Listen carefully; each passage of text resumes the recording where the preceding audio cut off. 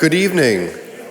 I'm Andrew Perchuk, the Deputy Director here at the Getty Research Institute, and I want to welcome everyone to tonight's conversation, The Concrete in Poetry and Art. This conversation arises out of the occasion, actually I think pretty good planning on our part, of back-to-back exhibitions at the Getty that focused on different aspects of concretism. From March to July, the exhibition Concrete Poetry, Words and Sounds in Graphic Space was at the Getty Research Institute, curated by Nancy Perloff and Christina Albi, which surveyed the main themes of concrete poetry through the work of two of its major protagonists, the Brazilian Augusto de Campos and the Scottish poet Hamilton Finlay.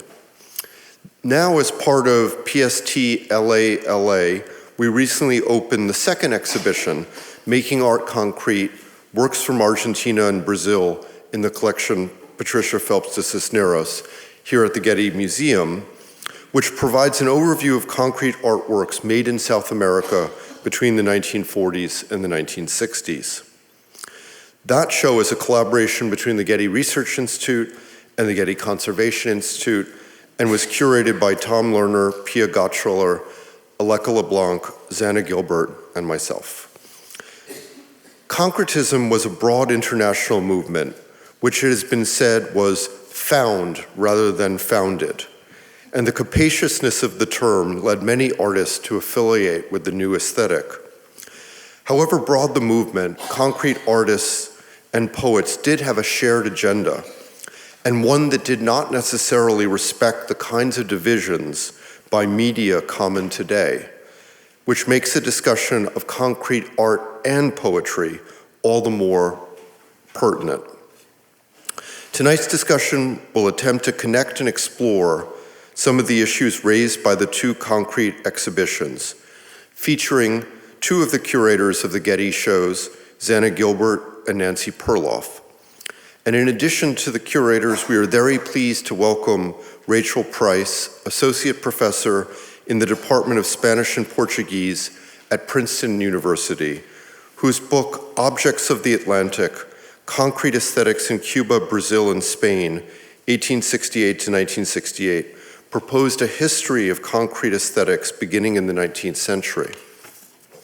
The evening will begin with short presentations on each of the exhibitions by Nancy and Zanna, followed by a conversation in which they will discuss some of the main themes that intersect in concrete art and poetry.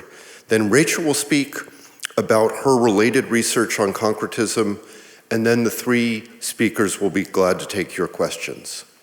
It takes the efforts of many people to make an evening like this possible, and I would particularly like to thank Christina Albi, Lauren Graber, and Jennifer de la Fuente. Now please turn off your cell phones and join me in welcoming Nancy Perloff.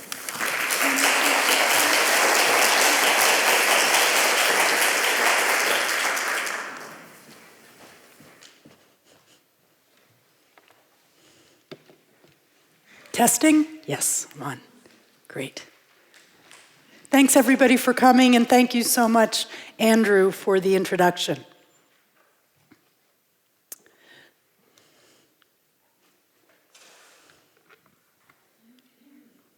Concrete Poetry, Words and Sounds in Graphic Space was an exhibition which I curated with Christina Albi and was on view from the end of March to the end of July 2017.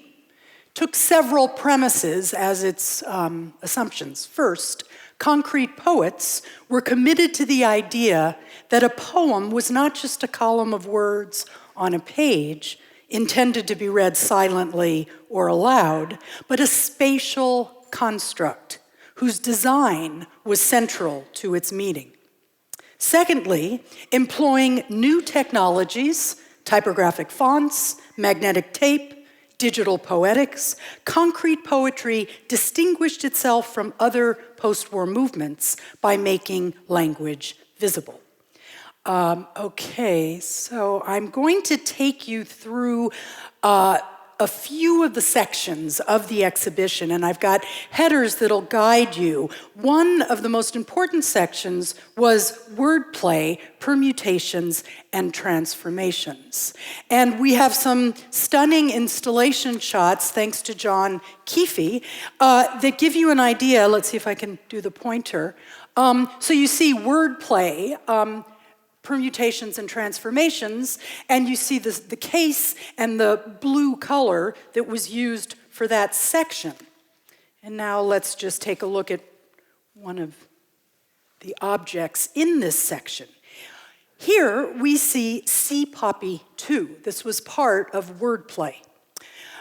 Very, very striking use of the verbal visual. Finlay, Ian Hamilton Finlay, the Scottish concrete poet, has appropriated fishing boat names, all of which contain the word star. The varied groupings of the words creates a rhythm and an element of unpredictability. Day star, radiant star wood, star divine. Morning star, star faithful, star kindred wood. And so it has this unpredictable quality even as the words circle around in a way that might be something one anticipates. The names, the fishing boat names, might normally appear in a list, but here are visualized in an arrangement of circular lines. And the poem thus balances between designation, citation, the actual names, and description, day star, radiant star, so that we see the multivalence of language. Nature imagery was very important for Finlay. Sea poppy, we might almost think of petals of a blossom floating on the water. And here we have a poem also in word play by Augusto de Campos, the Brazilian poet, the great Brazilian poet, who born in 1931 and very active and alive to this day. This is a screen print, sem número, without a number. 3 different words forming a phrase, and these 3 words generate all the subsequent words in the poem, one of which is a 4th word, 0. Note, of course, the very spare, reduced language, the minimal quality of this work, the fact that the O smack in the middle in Portuguese is the word the, but visually to us it looks like the number 0. The other thing that is striking about this poem is the use of the white space, so that just as we have 0, we also see a suggestion of O or 0 on either side. There's a fantastic performance that Augusto does of this work where he emphasizes rhyming, but not so much ero, the repetition of ero, as num, sem num, num. And he really emphasizes that. I'd play it for you if we had time. We move on to a section called Sounds of Concrete Poetry, and you can see how the color now shifts to yellow.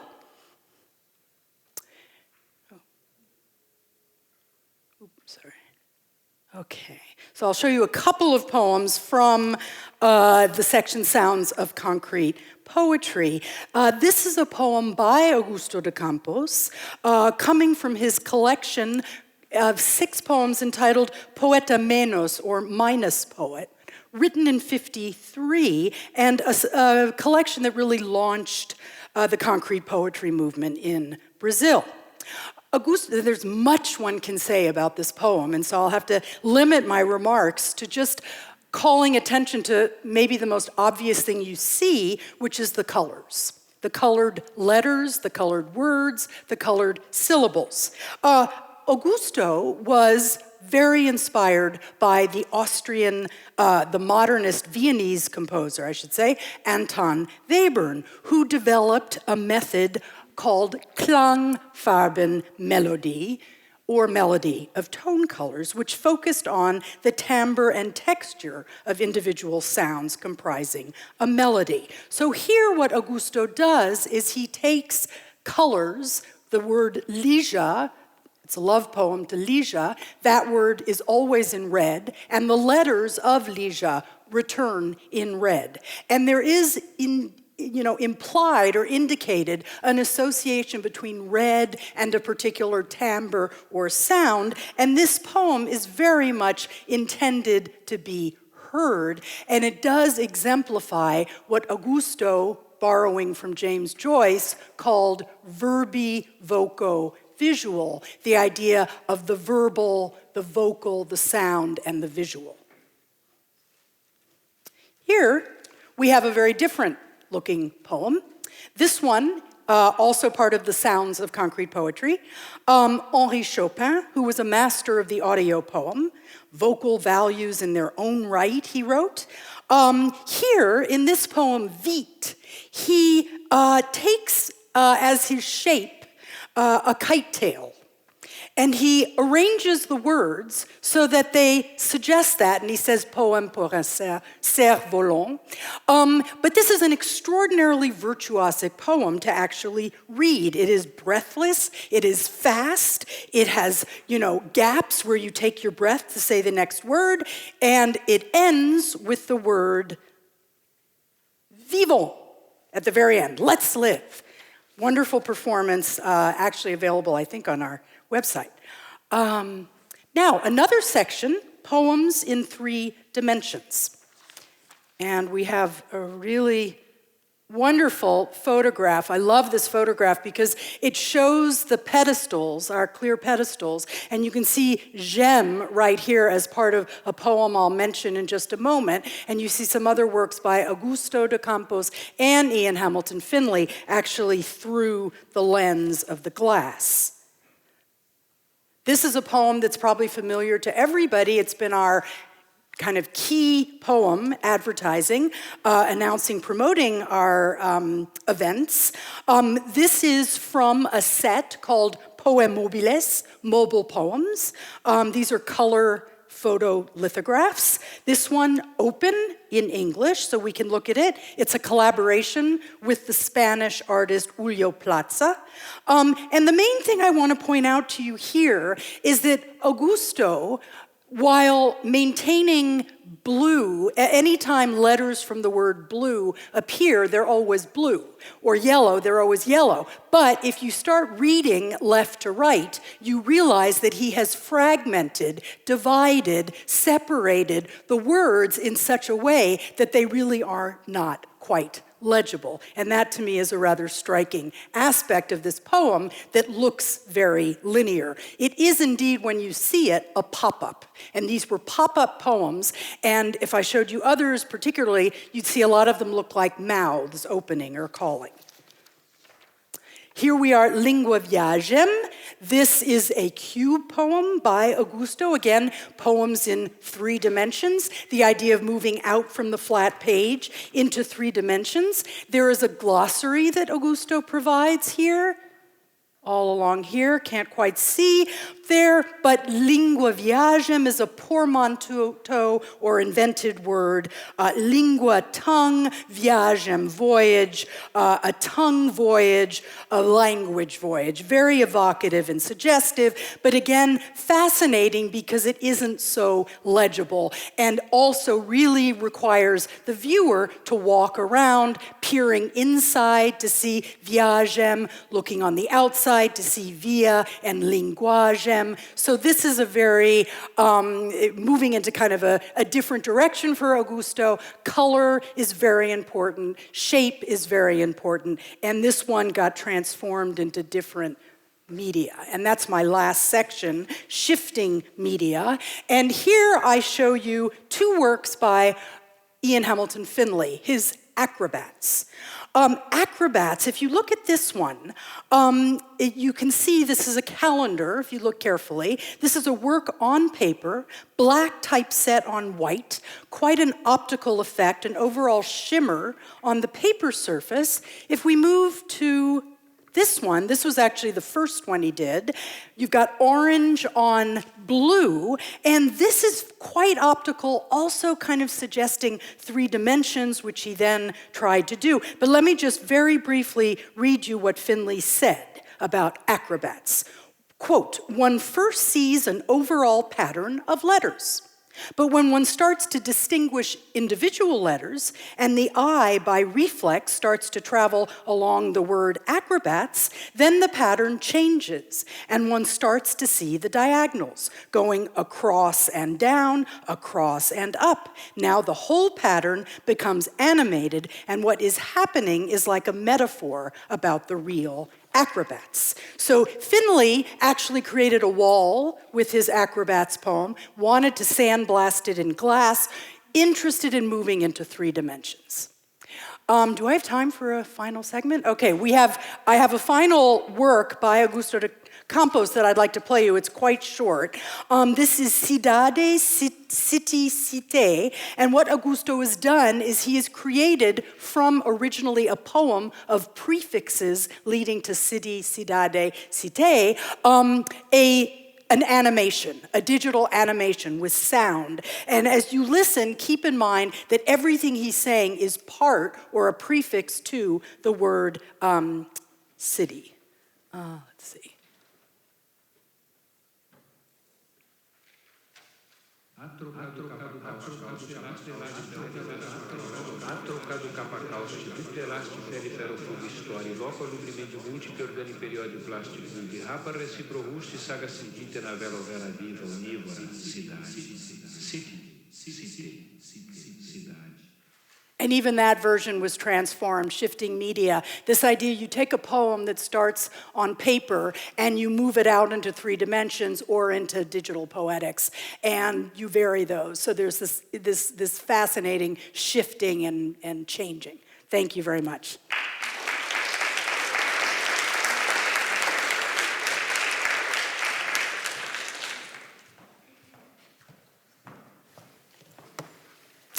Hello, I'm Zanna Gilbert. I am a research specialist at the Getty Research Institute, and one of the curators of the exhibition Making Art Concrete works from Argentina and Brazil in the Colección Patricia Phelps de Cisneros.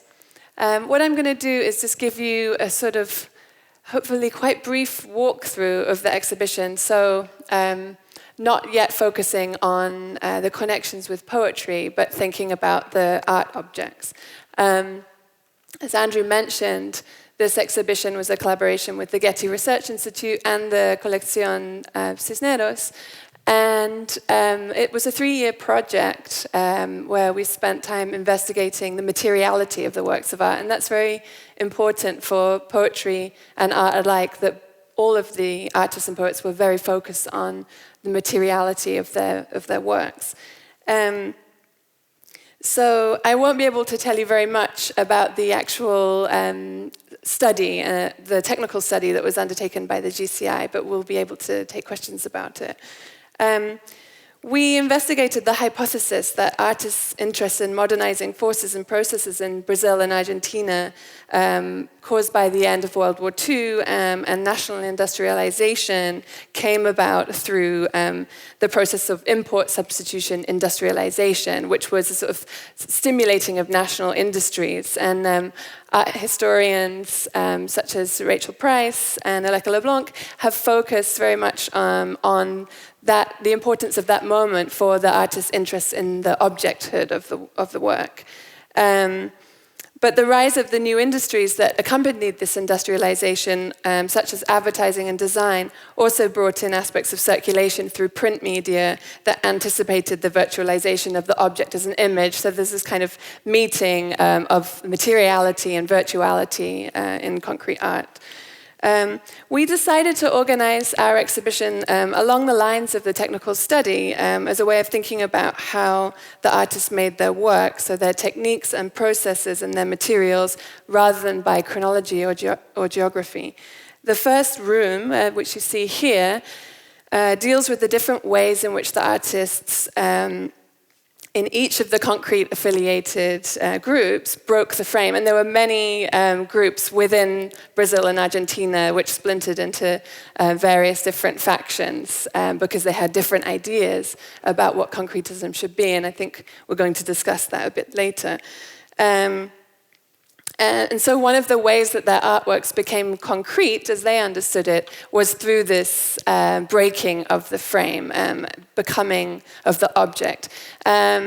So although the term concrete art was coined by Theo van Doesburg in 1930, who's a Dutch artist based in Paris, the understanding of concretism, first in Argentina and then in Brazil, was through the proposition made by an artist called Rod Rothfuss, who wrote a text that was called The Frame, A Problem of Contemporary Art. And in this essay, he posited that in abstract art, or concrete art, the frame was a device that was no longer useful, that the work should be structured by the needs of the composition. So it would be structured by the work itself, the forms within the work. And there we go.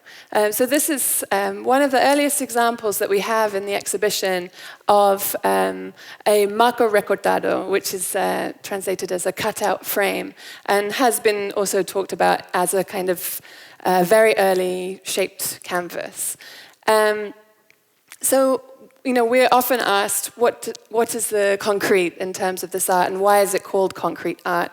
And if we translate concrete back into Spanish, lo concreto, tells us that the artists were concerned with the real, the tangible object, and inserting their works into the sphere of the everyday.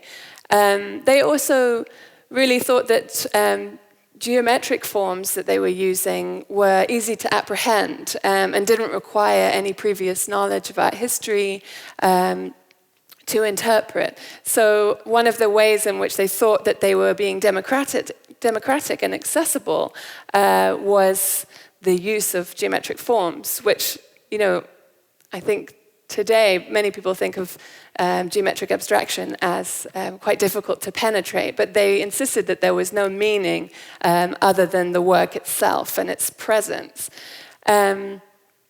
So also, one of the things that we deal with in this first room, there are only 3 rooms, so don't worry, is the actual construction, and that's where the technical study came in, because as you can see from the photograph on the right, they were quite awkward to construct. So once the artist had dispensed with the frame altogether, and its role as a sort of pictorial device and window into the world, they then had to deal with the question of actually constructing works that would be shaped by the forms within it. And this is another example of a work made in Argentina in 1946 by an artist called Raoul Lhasa.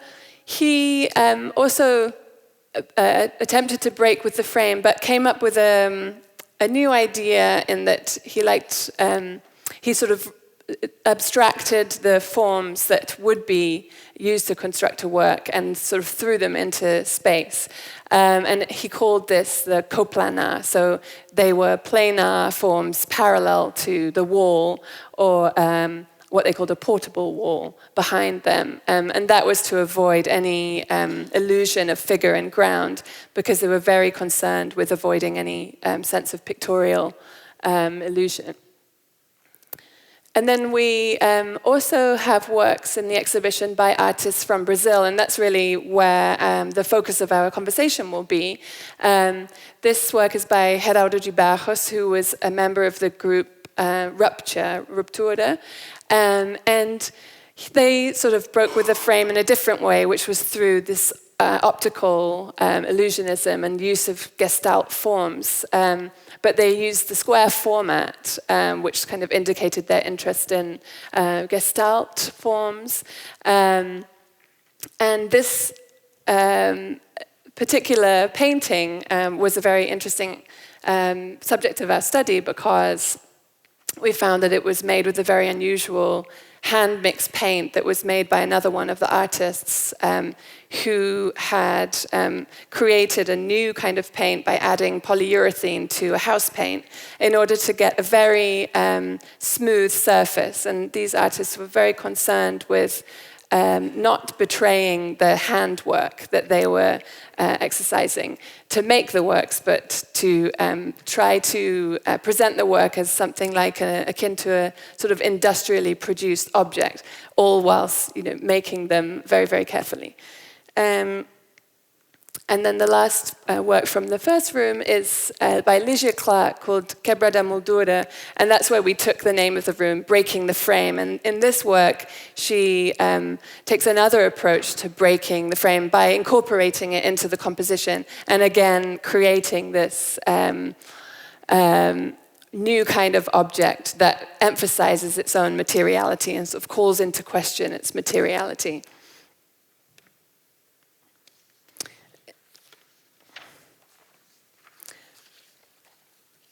And this work is by Mobilis de Castro. You may have seen it in the advertising. It is a cube construction, and it shows the interest of the artists in Brazil with developing their painting into 3 dimensions. In this case, the viewer has to walk around the object to fully absorb it.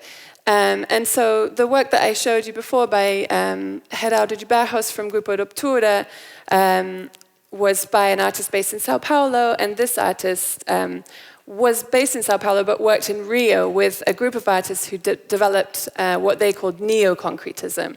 And they became very interested in the relationship of the body to the work of art and the role that the viewer would play in absorbing that work, and the idea that time would be sort of somehow expanded through the reading of the work as you moved around it.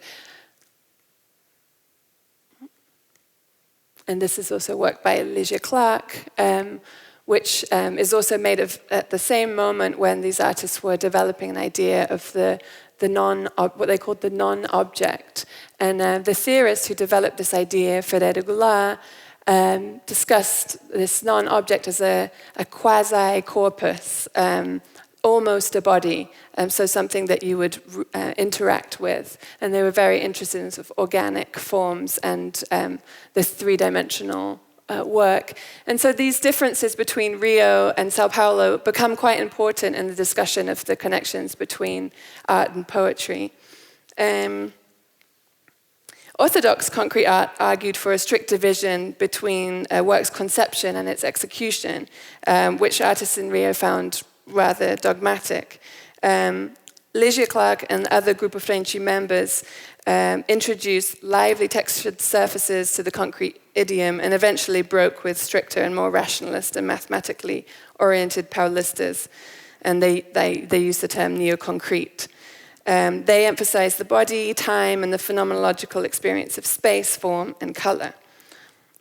He claimed that the non-object was not an anti-object, but a special object through which a synthesis of sensorial and mental experience is intended to take place.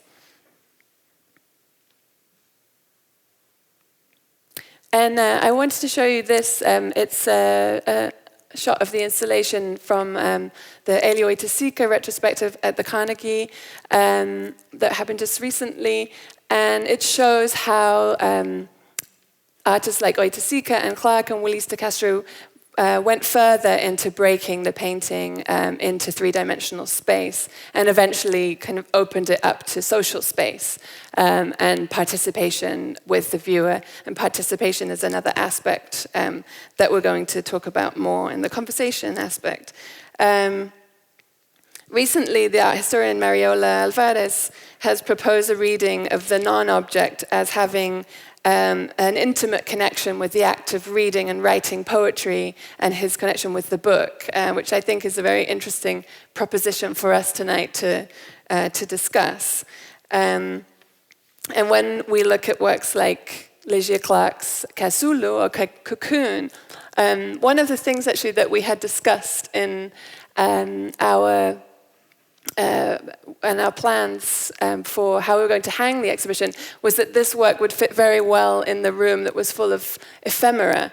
And there is this sort of paper-like quality, even though it's made of steel and is sprayed with nitrocellulose, which is car paint, but it has this quality of the folds of paper and the folds of a book.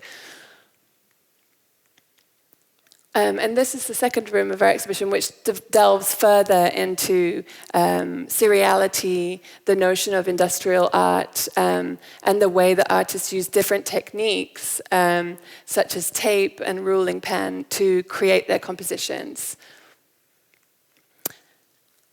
And this is an example of one of the Grupo Ruptura artists, Judith Chilawan's works, where you see that not only has she created this very strong gestalt form with the composition, but there's also this box adhered to the back, which encourages the works to push into space towards the viewer, or seem to hover slightly off the wall.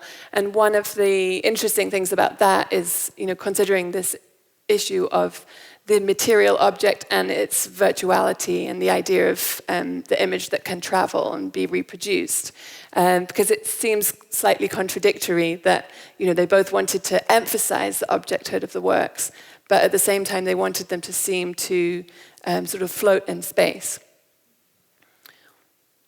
And this is the final room of the exhibition, in which we explore, with the GRI special collections, the notion of interdisciplinarity in the concrete movement. And one of the ways that that concrete art and concrete poetry has been historicized is really through different disciplinary traditions. So that's why we're here tonight, to try and reconnect the ways in which those artists and poets work together, their shared concerns, but also I think we're going to discuss that their traditions, were separate in some way. So there's a sort of interdisciplinary aspect, and there's also, points at which they don't converge and don't connect.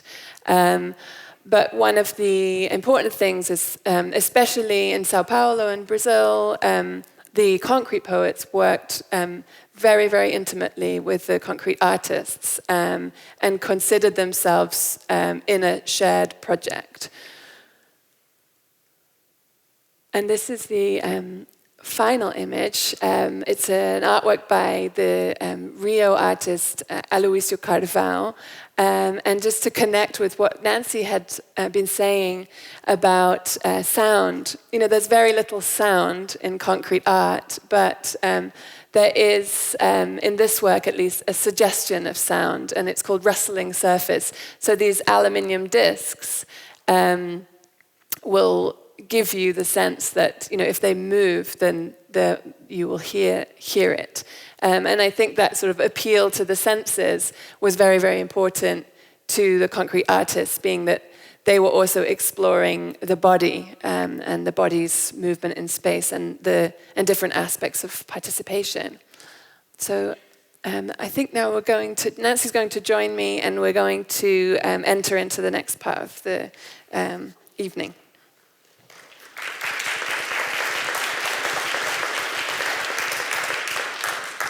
So the first slide we wanted to show is the first national exhibition of concrete art that happened in 1956, 1957,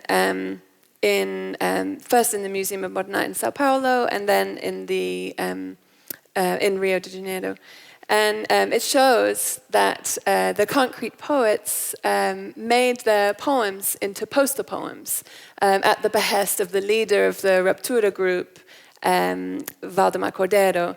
And those works were shown alongside the concrete artworks. And for that reason, that's one of the reasons that we thought it would be so important to try and bring those works back together. And it was quite unconventional to show poems in an exhibition like that. And the posters were designed by another one of the artists, Hermelindo Filha Minge. So he's who also did the cover of the Neugandres for. I don't know if you have it. Not right there, but Fiammingi had a very intimate relationship with the Concrete Poets, and he designed the cover of the fourth issue of their magazine, Neugandres. So the Sao Paulo group of poets, such as Augusto de Campos, Raoul de Campos, and Decio Pignatari, were all sort of worked under this title of Neugandres. And I brought back this Leesia fingers, which Nancy showed before, because it's a different version that was printed in 1964. And in it, he actually changed the language. So I don't know if you mentioned, but there were 5 languages. There are 5 languages in the poem, and one of the quite interesting things about the way the Concrete Poets worked was that they sort of reformulated and revised and shifted through different kinds of media. But one of the stronger ideas was this notion of a sort of universal language, a collective language, which I think crosses over into the concrete artist's work as well. I don't know if we have access to it easily, but that's a point that I wanted to mention in the context of showing the last digital animation that I played by Augusto de Campos, which is Cidades City. Because what's so striking in terms of universal language is that all of those prefixes, atrocity, fugacity, audacity, multiplicity, duplicity, they're all meaningful in all 3 languages. So it truly is a universal poem to that extent. And I think that's contradicted somewhat or challenged somewhat by the way it's performed, because they're actually overlapping voices, and that makes it more difficult to understand each prefix, but nonetheless that's the heart of what's going on. Mm-hmm. And the other, I think an interesting, important thing to note about these poems was that they were sort of technical, and they dismissed the poetic eye. So they were very concerned with sort of ridding the poetic tradition of the lyrical and the romantic. And so it's sort of detached language. And Caetano Veloso actually said, it was very depressing to read a concrete poem because you're not figured into it, and it's a sort of rationalistic language. And the group of artists and poets in Sao Paulo did have this quite sort of technical approach, rational approach, that they later were attacked for by the Rio artists. Uh-huh. Do you see the Sao Paulo group as being interested in the kind of universality that operates in a lot of Augusto's poetry? Mm-hmm. Yeah, and there's, I mentioned the idea of, these Gestalt forms as the sort of idea of essential human perception that is transnational or supranational, an idea that these forms, didn't require any, given language, or which is not true, because in the case of Leesia Fingers, you can read it and you can read meaning in it, but at the same time, because it operates visually, and many of the poems operate on more than one level, there's a sort of a degree to which they can travel and be interpreted in different contexts. Mm-hmm. And I think it's a very important intersection with design, because designers at that time were exploring ways in which, through wayfinding in airports, ways in which you could communicate without needing to resort to language. And the concrete poets, Eugen Gomringer, for example, wrote, that concrete poetry should be as easy to understand as an airport sign or an advertising. So there's a sort of strong intersection, and many of the artists and poets also worked as designers. So the overlapping disciplines, I think, have to be considered. Yeah, and I'm thinking Lauren, if we could find Viva Via. I mean, just talking about geometry for a moment. I think the one before. Yeah. There we go. Perfect. Yeah. So the use of geometry in this work almost superimposed or transcends, or I can't think of the right word, but basically the geometry disguises the fact that these are two words. And of course there is a title, so you know they are Viva Via, and Viva is on the bottom and Via is on the top. But going through our exhibition with somebody who was particularly literary trained, he thought it looked very much like road maps or signposts. That triangle could suggest a way to go, and the eye, the straight line, could. So that, in a way, though, contradicts this idea from the concrete painters of pure geometry without figuration. But at the same time, it is so geometric that the idea of associations is tricky. Well, people will read from, I mean, that's part of, the Gestalt theory, is that people will construct forms in their mind or through their perception. Would you go to the next slide, please, Aaron? So Viva Via, which is hurrah, hissing, or booze, was written or made as a homage to Caetano Veloso after he gave a concert in which he sung the song Prohibido Prohibir, which is it's forbidden to forbid, right at the height of the military dictatorship in Brazil. And so here we have Caetano Veloso holding a version of the poem. I'm not sure of the date. I think it's slightly after, it might be 70-something. But we also thought it was interesting to include this sculpture, which was fabricated more recently, and again as an example of this sort of shifting media or willingness that Augusto de Campos has to reinterpret his works or reconfigure them. And this was included as part of his retrospective that has been touring Brazil, and is a almost completely abstract but very strong concretion of a poem.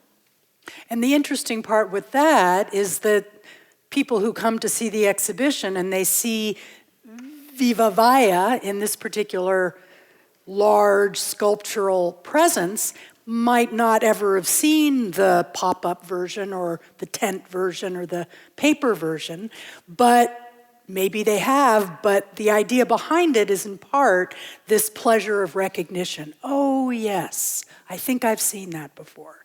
And Finlay experimented also with this idea of transformation, of taking a poem and shifting its media. This is something Krista and I worked on a lot, and it's really very important, I think, for Augusto and Finlay particularly. I think one of the other things to say about the surfaces of the concrete artist's works being, very smooth and, trying to deny any trace of the handwork, was also accompanied by sort of reluctance to sign their work, let's say, because they did sometimes sign their work on the front, but the concrete poets also kind of embarked on this collective project, and the style of the concrete artist's works is very similar, so that it's it's difficult to tell them apart. And the concrete poets really embarked upon that, in that they used exactly the same font. There was no sort of trace of style between the different concrete poets within Neugandres. I liked what you said about the O in Sei Número, in that in Leesia Fingers. Would you mind going back to that, Leesia Fingers? Not only the O was a perfect circle in the Futura font, but the L is a perfect rectangle, and they were said to have chosen that typeface, because of its geometric form. So if you see the last L at the very bottom left, it's just an abstract form. And I think really, turning language into sort of material abstraction. Yeah, it'd be interesting to know what Augusto thought of this version by Hans-Georg Meyer. And it would also, I just throw that out as a question, because it really does look different. It's much more refined, it's much more geometric, as Zanna says. It's square, the shape of the paper. So it does have language that isn't present in Augusto's version, particularly the French, I think is an addition in this one. And similarly, Zanna and I were talking about collaboration and this idea of media coming together. Fiammingi, if I pronounced that correctly, yes, did the cover of one of the Noigandras issues. This was their journal, the Brazilian Poets' Journal. It was called Noigandras. And this was a really striking cover by Fiammingi, right? And an interesting question as part of it would be, was there a collaboration? Is this something Augusto worked with or talked to Fiammingi about? Was it done independently? I don't know how much we know about it. Well, they certainly worked very closely together, and they would have invited him to do the cover. If we look at the painting by Fiammingi that relates to this work, Seccionado, which is in the exhibition, you see it as a very constructive form and with these sort of dense colors. But when he applies a permutation of this composition to the cover of Noigandras, he uses the negative space in a way that I think dialogues very closely with the concrete poet's use of the white space in the page as a graphic element. So here we can see a comparison of what a similar composition would look like if it was a painting, and what it would look like if it was a composition that was thought to be a sort of part of the concrete poet's conversation. And if we go to the next slide, there is again the same numero, and I think it's very interesting to consider how the composition of this poem is constructed by the arcs of two circles. So it's formulated by the white space, the negative space somehow. In the next slide, it's an image of a sketch that we found in his archive, which showed this composition could be configured in 6 different ways, by sliding the 2 pieces of paper up and down. And then, if you go one more, in the bottom right-hand corner, there are these scribbled neologisms, which I take as a direct reference and influence of the concrete poets to play with words. And they say things like seculo quadrado, which is a contraction, securado, or something like a contraction of the words circle and square, which is the operation that's going on in his composition, in that the composition is created by the intersection of circles and squares. So I think quite often we think about how concrete poets were interested in concrete art or influenced by concrete art, but we think less frequently how sort of concrete poetic aesthetic had inflected on the practices of concrete artists. Elio Itasica used a lot of neologisms in the titles of his works. And many of the neo-concrete artists use the term poem for their artworks and for their constructions, even though they look really nothing like a poem. And I think this is because they were so deeply involved with the project of the theorist and poet Ferreira Goulart, Leesia Clarke, for example, made abstract compositions that she called poems. She created a ballet, the neo-concrete ballet, that was based upon a poem by Reynaldo Jardim, who was another of the poets associated with neo-concretism. So there's a very rich dialogue between those artists that I think has been a little unfairly understood as sort of influence, and doesn't properly go through the process of understanding that the concrete artists were formulating their works as well. And here is a concrete poem drafted by Hermelinda Minge, which it seems that there may have only been one, and maybe he wasn't that proficient at doing it. But it's very, I think, useful to find these documents in an archive that show the degree of connection and collaboration between the poetry and the art. And Willis de Castro, I have my own power to to move things along. Willis de Castro is another of the artists who he really had a full production in concrete poetry, but was also an artist, and we can get onto that. Well, I just seeing the Willis de Castro cube. What is it called? The red and white.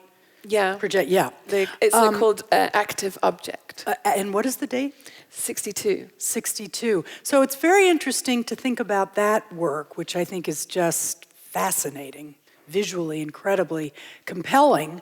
And you said the shadows that are cast by it were actually not intended, that when you and I talked, but we can take that up. But just in terms of comparison or maybe contrast, it is interesting to think about the Augusto's cube poem, Lingua Viagem, where you really, it's a large work. It's hard to quite tell in a slide, but it's quite a large work. And there is a similar possibly approach for the viewer, which is that you really need to walk around, and at any given moment, you're never seeing the whole work. You only see the whole work by moving. And then the words turn out to be divided into just 3 letters apiece. So via is a full word, but gem is not a full word. So there is a lot of play there, and a lot of, I don't want it to sound trite in a way, but certainly a participation for the viewer in that particular work, and that may also apply to the Willis de Castro, the cube. Well, I mean, I'm glad you brought it up, because I gave a very schematic history, which is very entrenched, of the divisions between Sao Paulo and Rio, and which accounts for some of the differences between those artists' works. But actually, it's much more complex, and there are lots of different things going on. And I think, especially the concrete poets in Sao Paulo, were still interested in exploring kind of phenomenological questions, and can't really be reduced by just talking about sort of mathematics and structure and rationality. And actually, one of the kind of very influential critics of this period, Mario Pedrosa, wrote an article, questioning the relationship between the Sao Paulo artists and poets, and that they weren't fully on the same program. And he also wrote that within an article that was called Calligraphic Abstraction. So he was talking about the artworks as signs of some sort. And I think that's very interesting when we're thinking about it in relation to language, and how these artists also went on to think a lot about communication theory and semiotics. I just wanted to, going back to what you were saying about titles, using titles like poem or the ballet that was,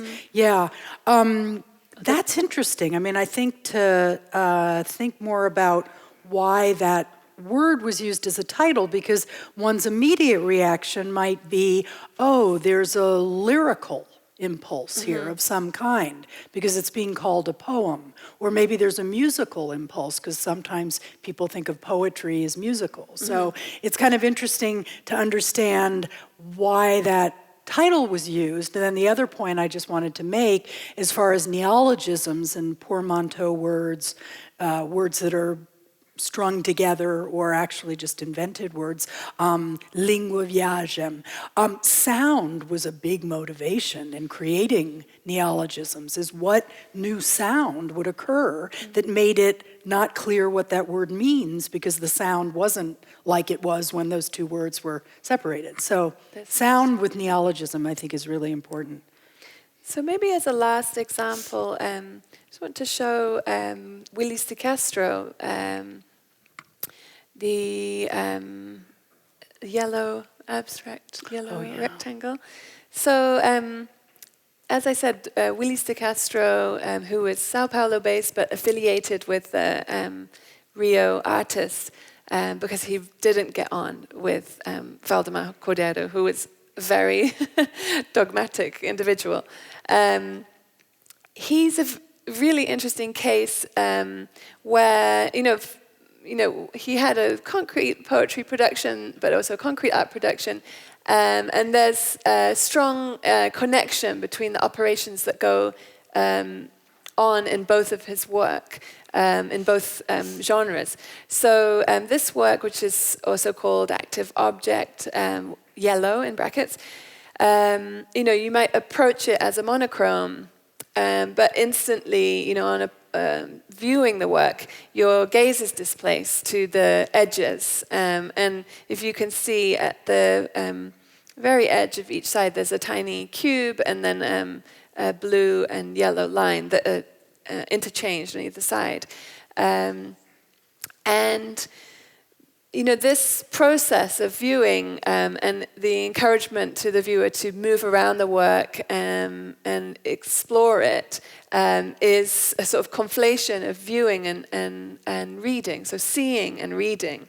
And this is a poem by Willis de Castro, which is in the exhibition, which sort of denaturalizes, as many concrete poems do, our ways of reading. So, we read the word right to left, but we read the poem, in this sort of descending vertical column. And the column is also, a rectangle. But something that I only discovered when we installed the work, because we borrowed it as a later loan, is that the impression in the paper is quite deep. So, when you make a letterpress print, if you apply a lot of weight, you can create, a deeper impression on in the moment of printing, and that's called a depression. And so, while you're reading this poem and your processes of reading are being disrupted, you're also seeing the letters in 3 dimensions to some extent. I mean, it's not that deep. It's not, carved out. But, there's this sort of extension of the materiality of the poem into 3 dimensions, which, is something that he also does in his artwork. So, the question of depth and his expansion of the painting into a kind of process whereby you need to circle it and move around it and take it in different ways. It's, I think, he's sort of very thoroughly exploring the question of, what's the difference between seeing something and reading something and the visual aspect. Yeah. So I think we have to stop. Move on. And now I'm going to invite Rachel to come and give her response, and then we're all going to come back and have audience questions. Okay.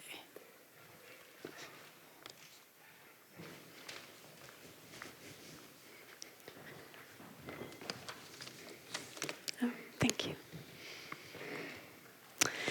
Well, first of all, I'd like to thank the Getty for the invitation to be here, part of this conversation, and thank all of you for your attendance this evening.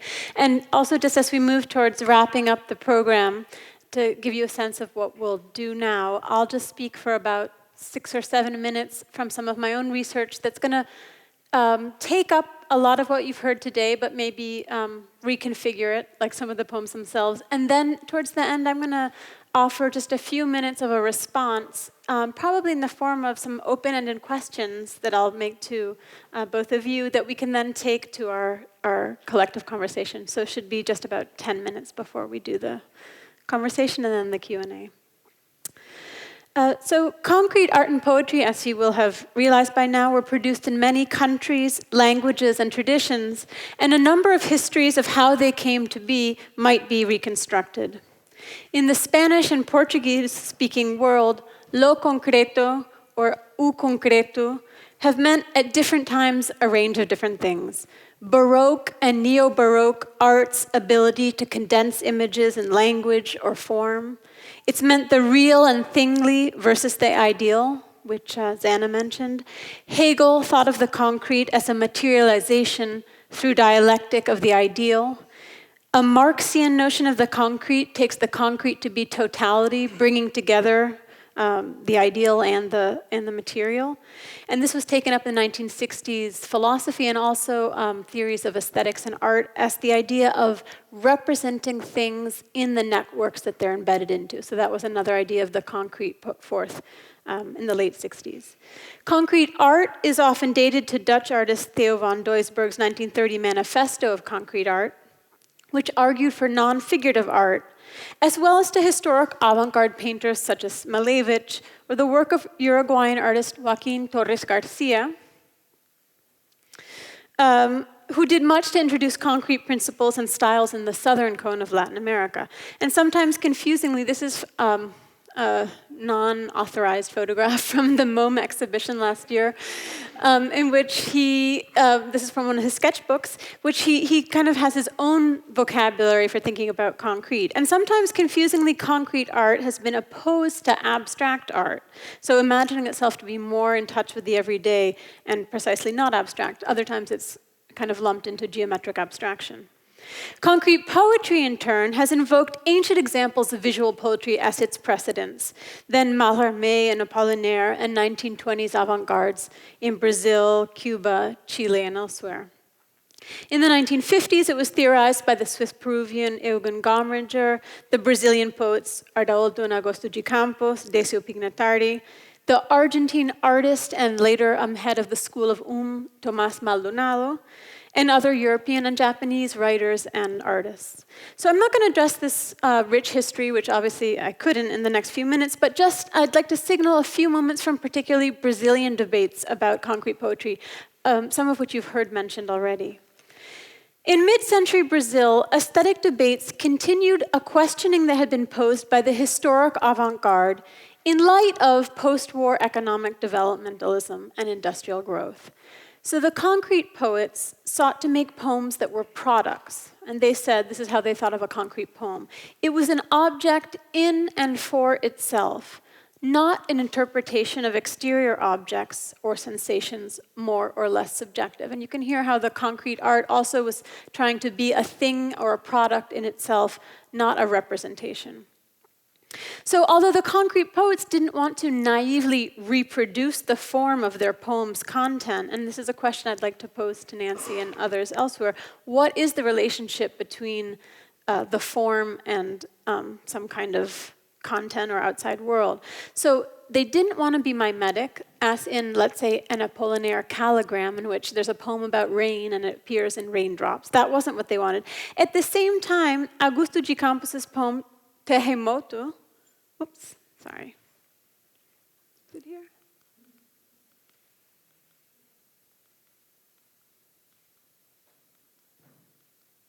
It seems to have disappeared.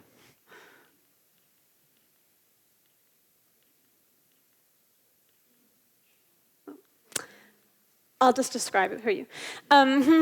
It's a poem that I think we saw in another reproduction, very small. Earthquake, terremoto, is a block of interconnected words whose images yield words that are themselves sort of related to earthquake. Temor, fear, morte, death, termo, limit, metro. The pleasure of the poem comes from both a delight in chance and from the sense that the words that are just one letter apart might not exist through chance, but somehow be related. So it's a poetry interested in pure contingency, but also interested in the idea that there's absolutely no contingency. The earthquake discloses through the poem's broken surface all the subterranean connections between death, fear, life at the limit, the rumble of a motorcycle. Concrete poetry also asked readers to participate in reading poems. Visual, audible, even edible poems were made to make the process more embodied. So in 1954, the Rio-based poet and critic, who we've heard about already, Ferreira Goulart, made the poem Formigueiro. This is the poem. And you can't tell that much from this image, but it was supposed to be a book in which the idea of anthill, Formigueiro, disintegrates into its elements, its letters, and then reintegrates into a new form, in the way that a moving anthill might itself. This and other poems came into being in the act of being read and manipulated as objects. So in Vladimir Diaz-Pino's seminal book, this was a book that influenced a lot of concrete poets and concrete artists, The Bird from 1953, the reader creates her own path of the bird's flight through the book object, and it's very complex. He'd made mathematical poems in the 1940s, and this is sort of a holdover from that idea where you had to do all kinds of calculations according to color and number to create your own path through the book. And this is often cited as kind of the concrete poetry book. In close dialogue with these poets were the visual art groups Grupo Frente and Ruptura. For both artistic and literary concretism, the Swiss architect and artist Max Bill was a crucial influence, and his presence at the first São Paulo Biennial was important for the developing movements. Ferreira Goulart was also influential, and this is something we can take up again, for visual artists Leesia Clarke, Eloy Chisica, Valdemar Cordeiro, and Amilcar de Castro. So something notable about Brazilian art and conceptual art, which would come later, is that while art with words in the US often starts from visual artists working with language, in Brazil it was poets working with language that moved towards visual art and influenced visual artists. Both mid-century concrete poetry and art were interested in objecthood, but the term object was slippery. On the one hand, an object was a thing with a material, formal quality. On the other hand, it was objective, which is to say scientific and non-subjective, but it was also non-objective, the 1930s term for non-representational or abstract art, to the extent that a concrete poem or painting was objectal, not representation, but manifestation. The equivocal nature of these terms had already plagued the Russian constructivists and productivists who influenced the concretes. Indeed, the Russian artist and designer Elizitsky was an important referent for the 1950s writers and artists. In both these periods, a language of objects was developed against the background of this kind of industrialization. At the same time, though, Elizitsky, and Zanna mentioned this, had noted that there was a tension between talk of materialism and materiality in objects, and the fact that, in fact, what was driving these economies was much more dematerialized, and that was the term Elizitsky used. It was electronic, it was electricity. So he signaled this kind of tension between thingliness and dematerialization, which returns in the 1950s and 60s with the question of this poetry and art responding to mass media.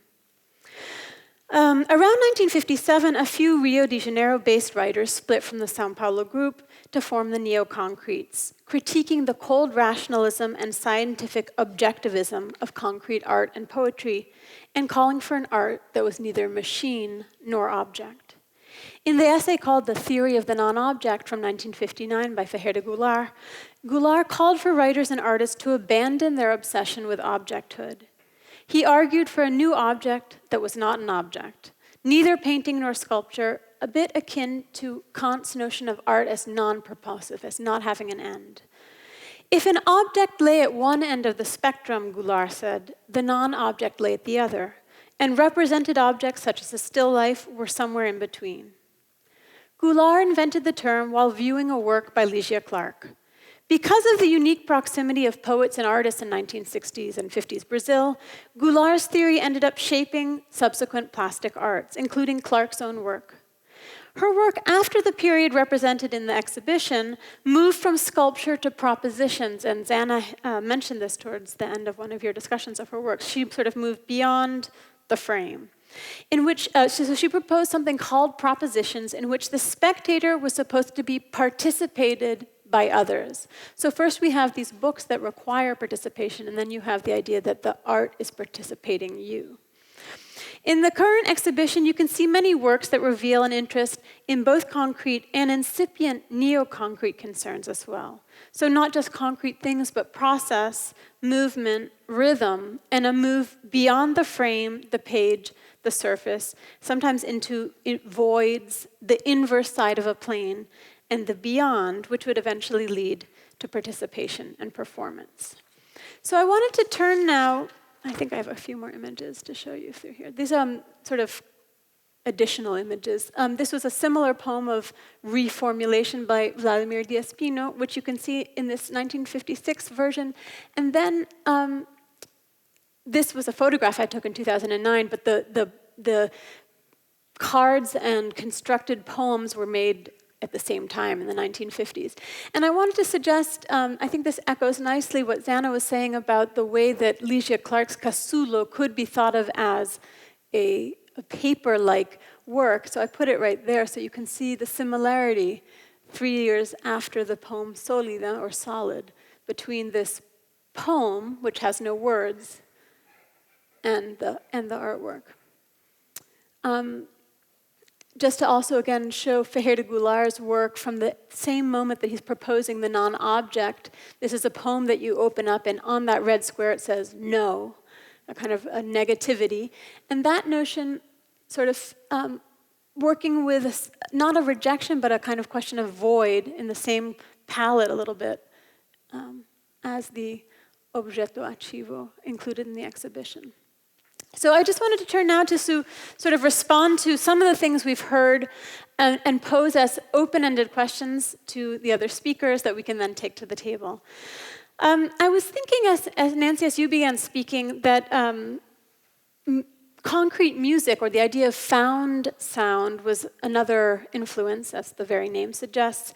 And I was really struck by that first poem you showed by Finlay, that he does appropriate names, because I think that that's actually quite ahead of its time in a way, because the notion of appropriated objects doesn't have a real parallel with appropriated sound or found sound. So I wondered if you could talk about that when we come to the conversation, and your discussion of the way that acrobats created a kind of metaphor, and I think that was his term.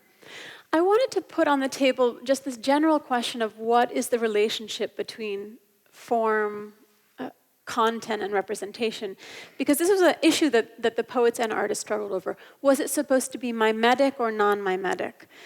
In some ways, with those concrete poems, there's this almost residual desire to recreate the thing being evoked.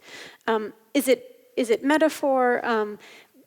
There was an idea that concrete poetry in particular could get rid of barriers between language and the real, which of course is a little bit ineradicable. So what is this relationship to the real that the different artists and poets have proposed? I thought at some point we could go back, if we have time, and look at the Judith Loand picture, which I saw for the first time here could almost be a fan. I think the negative space suggests, a household fan, an object. And is that kind of reference supposed to be there or not?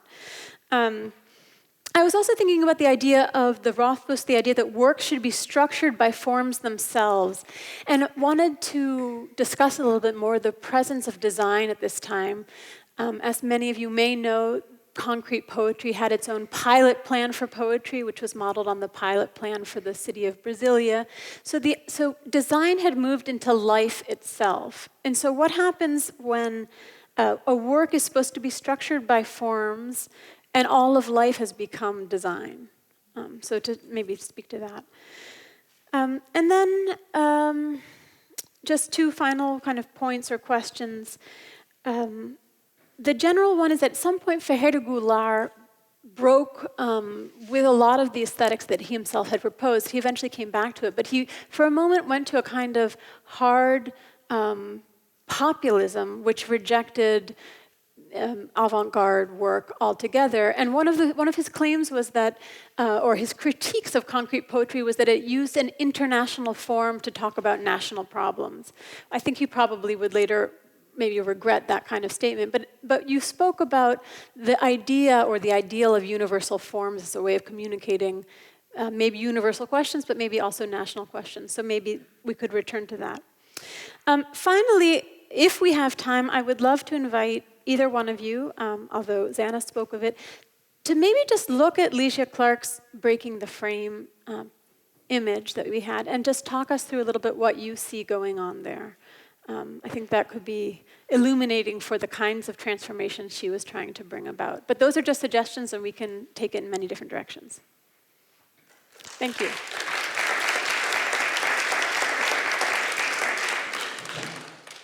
We're a little bit short of time, but thank you very much for your response. Fascinating response, and so many questions. And we didn't even, get part of the way through all of the things that we could have talked about.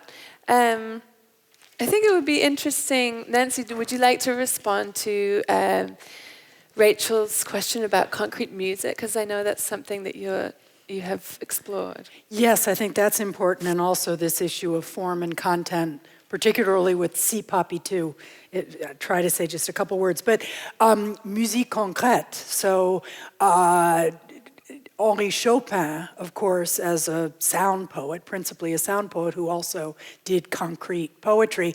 The image of Vite, by the way, that almost like a score poem, is part of an artist's book that he produced called Le Dernier Roman du Monde, the last novel of the world, that he published in 1971. But Vite was written earlier. And I don't know that there's more to say than just Pierre Schaeffer, discovered musique concrète. This was something really uniquely French in its origins, and it was really the idea with magnetic tape that you could record abstract sounds. I mean, sounds that you couldn't really trace, that you didn't really know what their original source was. And even with Le Dernier Roman du Monde, the Henri Chopin book, it's accompanied by a disc. And if you listen, it's called Musique Sonore, and it's very much it's very much abstract sounds with some reference to words. So that's a kind of preliminary answer, but I think one of the fascinating things about working on concrete art, concrete poetry, concrete music is this term concrete, which is so challenging, I think, for all of us. It means materials, it means like the journal, Abstract Concrète, which was the Swiss journal, those two words juxtaposed or opposed. So it's a thorny term, but I think in music it had a pretty clear resonance and meaning. And so what I just described. The other, if I could just mention the form and content, I think that's fascinating. And a whole really interesting article could be written in part on Si Papi too. Is Krista still in the audience? Do you remember the date of that one?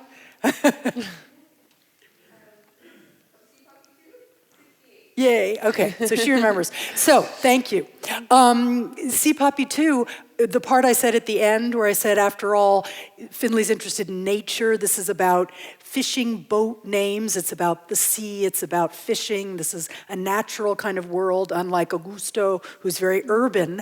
The idea that it might look like a poppy in the water, not really. The language is directing us there. We're reading that. That's not really representing a poppy in any way one would otherwise think of it. But I'll leave it at that.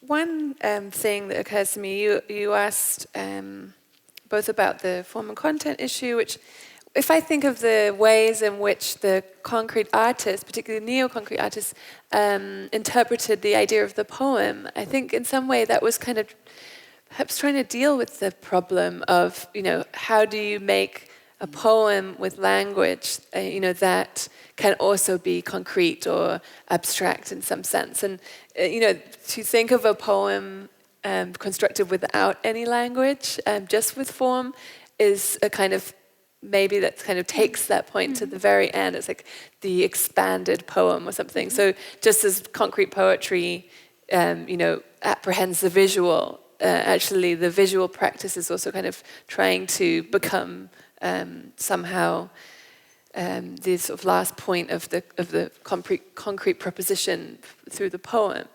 In terms of the question that you asked about the relationship of the form to the outside world, I was thinking about the materiality of the work because, because of the amazing technical study that Pia Gottschalk did, and she's at the back, we really now understand so much better the kinds of materials that artists were using, and they made very radical decisions about their materials and used things that were part of, let's say, industry, or if not every day, there was a kind of sense of trying to use things that were in circulation rather than like the refined materials of the of artistic practice or traditional materials. So, using house paint, perhaps. Some of our colleagues are working on this study of color in the Argentine works, and it's not really, it's a bit speculative at the moment, but one of the questions that arose was, well, are those colors that they decided to use, which are so far from, the Mondrian or even the complementary colors that were used by the Ruptura group, are they the colors that were being used in domestic interiors at the time? And, do they have a relation? Were they either house paint or were they mixing their oil paint to be the same color as a house paint, which would be interesting if it was so. But I know there are still there's still a lot of research going on around that project that other people might be able to speak to. Do you think we should open it up? Yeah. Because it's almost 8:30. Right. Okay, so any questions from the audience? Let's see.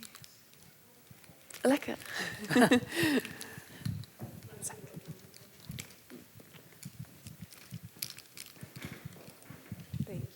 So thank you.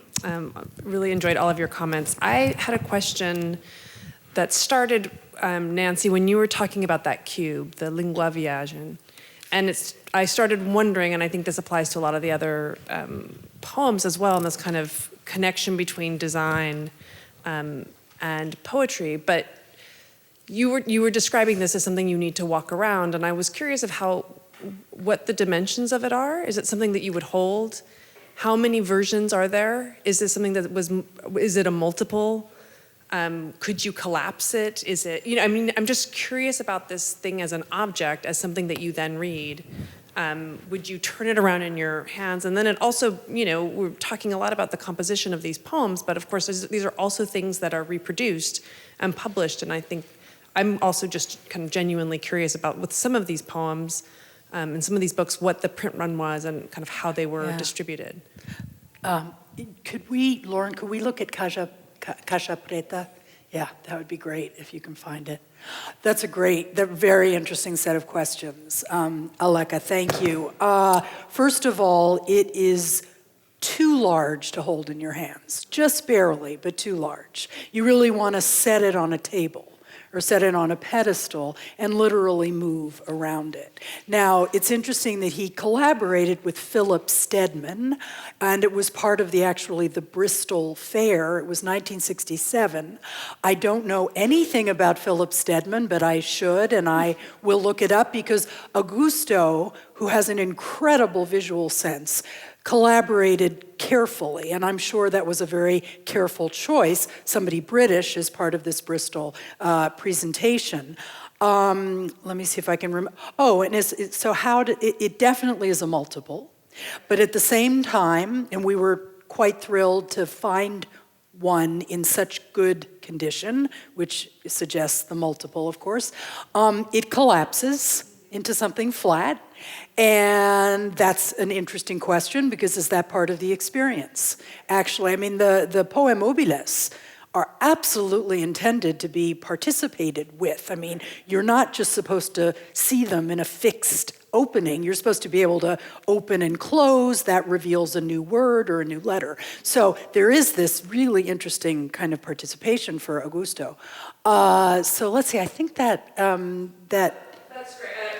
That's really helpful. Just again, thinking about that cube, and also a lot of these images remind me, of course, of Leesia Clarke's books. these kind of series of pop-up books that, again, don't have words, right? They could also be interpreted as poems and that same kind of manipulation. So, but thank you.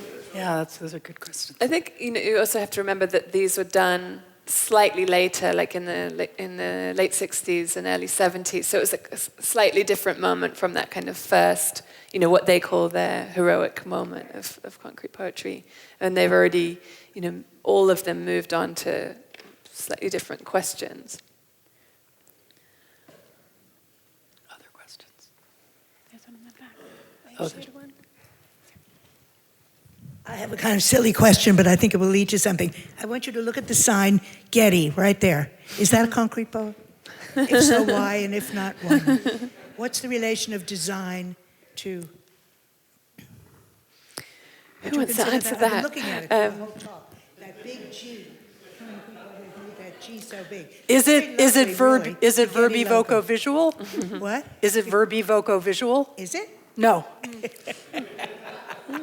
It's just visual, right? I mean, I think that design makes something clear and accessible, which was certainly one of the goals of, concrete poetry. But I think they also probably raise more questions than solutions in, the visual perception of the image. So, where I think some of the things we talked about was, it's about sort of denaturalizing the process of reading, making us more aware of language and the words that we use and their sort of multivalent meanings. And whereas, I wanted to say it has no... what it's missing is any kind of intertextual connection, and that's what I'd want to stress more all the way in relation to what Rachel asked about acrobats. I think the charm of acrobats can only be fully understood if you think of all the acrobat paintings of the time. Think of Toulouse-Lautrec. Think of all the paintings there were of acrobats that were representational. And then suddenly you get this work that the only thing moving around are letters, and the only things that are performing acrobatics are letters, and that's amazing, really. And so just think of all the pictures you've seen of acrobats, and I think that's true of concrete poetry in general. I would want to argue that I think concrete poetry, to me, is more inventive in some ways than the concrete art you showed, because that comes out of European abstraction in many ways. It seems more continuous, whereas to do these things with letters, as I say, were the only thing that really has meaning are the letters themselves, but they are acrobats. And that's, to me, such a wonderful thing in a way, and that answers the mimetic question. They are mimetic, but in a different way. Letters have a life of their own. Letters can become like people. But as I say, I think they're all much more intertextual than is sometimes stressed, that they all have in mind, it's not a coincidence that he's doing acrobats. He's not doing, think of all the things that move around, but it was such a very familiar topos, and yet these acrobats are just letters, so. Thank you. The title matters. I think we had There another was a question. question. Question right here. Also, there was a... Yeah. Is that right? Or somebody else? Thank you. This is so interesting. Thank you for being here. We had come to see Frank Gehry and happened on the concrete poetry exhibit, which is incredible. Oh. We had to come back and see it. Oh, thank and you. I mean, how long could it take to really appreciate it all? Yeah. But I thought being here today, we'd get some resolution on the concrete word. That's what we promised. But. And it seems like all the definitions were like solid and honest and truth and versions of that, while the art and the poetry is multidimensional visually and in the words and letters and open to just endless interpretation. The very last definition you gave, something about etching. I think it was a representation of things in the networks that they're connected in. Yeah, I mean that's kind of seems like the closest possibility, but I'm still feeling like I'm lacking like resolution on the concrete word. And Me too. it's not like written anywhere. I mean, one of the founders. Yeah, well, I think perhaps you should answer this because Rachel's book really proposes a sort of understanding of concretude, as she calls it, as as connected to our relationship with consumable objects and capital. I mean, sorry if I'm summing up your book in it. No, that's fine. But, I'm a little hesitant to open up too many more meanings of the concrete, but I can confirm that some of the confusion comes from the fact that people were, like Raoul de Campos, the brother of Augusto de Campos, was working with the term concrete, which he would known from concrete art of 1930s, but he was also really interested in Hegel, and he was interested in that notion of the concrete. And so there was musique concrète, which you can think of as having, if you stick with the idea of something much more everyday, the idea of sound that you record that isn't sound made as a form, you can see how through the notion of the everyday, on the one hand, you can get a chance recording, and on the other hand, you can get something that's hyper-designed, like a designed thing. So that's a way that two opposites can come together through the concrete. In the larger book, where I trace uses of the idea of the concrete or visual poetry from the 19th century onwards, there's one kind of tradition that, since you asked about that final definition, maybe I'll just show these two examples. There's an important Cuban poet and critic, Severo Sarduy. If we can go to the end of my presentation, he proposed that idea of things caught in the networks in which they exist, and he also himself did visual poems.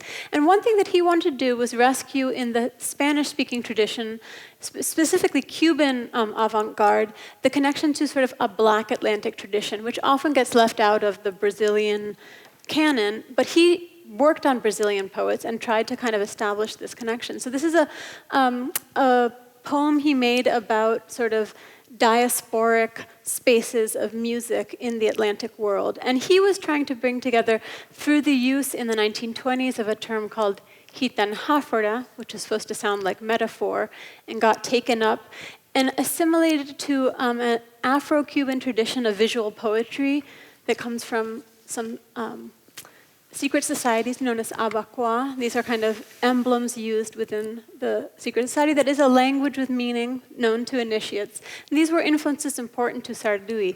So you can expand the concrete. In his writings on the concrete, he's also thinking about this fully Atlantic tradition and tries to bring it in with the Brazilian. But just to say that you can't really single it down to one definition, but you can try to figure out through these genealogies how different artists and writers take from one inherited idea about objects or concretude and bring it together with something else. Yeah, even in the unauthorized photo, the top two with the concrete and the abstract, the concrete was a table, and the abstract was more abstract. Yeah, it doesn't clear things up at all, does it?